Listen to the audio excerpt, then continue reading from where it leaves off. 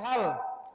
Dan Allah pula benci dan tidak meridhai kalian dalam 3 hal pula, yaitu Dia Allah Subhanahu wa taala meridhai jika kalian beribadah hanya kepada Allah Subhanahu wa taala dan tidak menyekutukannya dengan suatu apapun, teguh pada tali Allah dan tidak bercerai-berai, dan menasihati kepada ulil amri yang mengurus urusan kalian. Dan Allah pula membenci 3 hal dari kalian, yaitu banyak bicara, menyampaikan perkataan-perkataan tanpa kebenaran, menyia-nyiakan harta dengan berlebih-lebihan, dan banyak bertanya hal-hal yang tidak penting.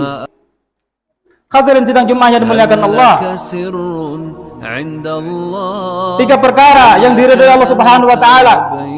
Yang pertama, tentu Allah sangat mencintai orang-orang yang mentauhidkan Allah Subhanahu wa taala dalam segala hal.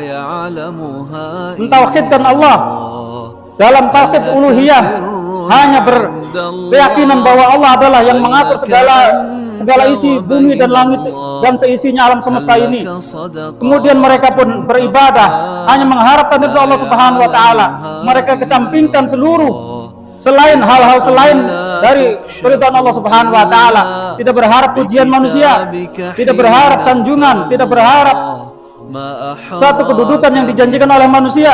Mereka beribadah hanya mengharapkan ridha Allah Subhanahu wa taala tanpa sedikit pun mempersekutukannya.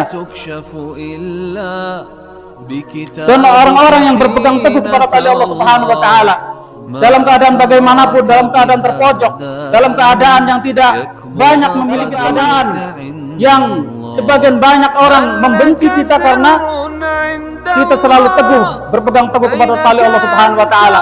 Kita berpegang teguh kepada sunnah Nabi sallallahu alaihi wasallam.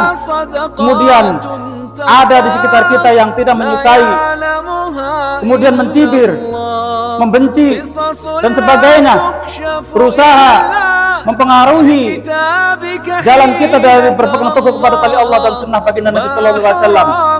Kemudian yang dicintai oleh Allah Subhanahu wa taala, ada seseorang di antara kita yang menasihati ulil amri ketika didapati ada pemimpin kita yang mengurusi urusan-urusan kita di segala dunia dan akhiratnya. Kemudian mereka para ulil amri ini sedikit demi sedikit bercerai dari tali Allah Subhanahu wa taala. Kemudian ada di antara kita yang berinisiatif untuk mendatangi ulil amri yang tersesat, untuk menasihati mereka untuk kembali kepada jalan Allah Subhanahu wa taala.